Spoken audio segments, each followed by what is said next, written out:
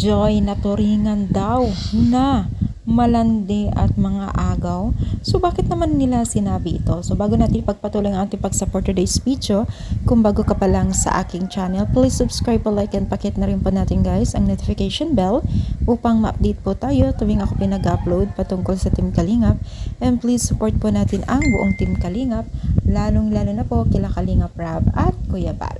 Siyempre guys, maging usap-usapan pa rin at mainit-init pa rin po ang ating pag-uusapan at tila nagkakasanga-sanga na po ang mga issue na ito dahil nga po sa mga basher o kanya-kanyang sinusuportahan. Sobrang nakaka-depress, nakaka-stress na rin para sa dalawang ito, si Joy at Medit, dahil nga po pares po silang nababas. So syempre yung mga basher ni Joy ay nagsasabi na malandi, ganon dahil mga agaw.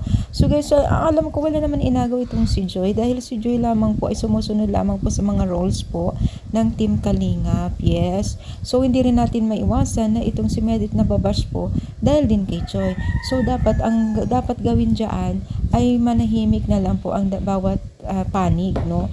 So parang hirap yun, kumbaga nasa gitna yung dalawang kababaihan na ito, si Joy at Medit, dahil nga po nag-aaway-away po mga taga-supporters nila, nasaktan yung bawat isa sa mga sinasabi ng bawat isa.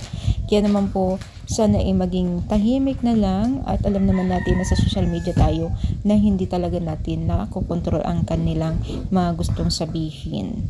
Ang mahirap kasi ay hindi pa natin kilala yung isang tao pero todo husga tayo. Yun naman po ang hindi maganda.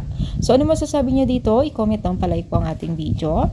Thank you so much guys. More power and God bless po.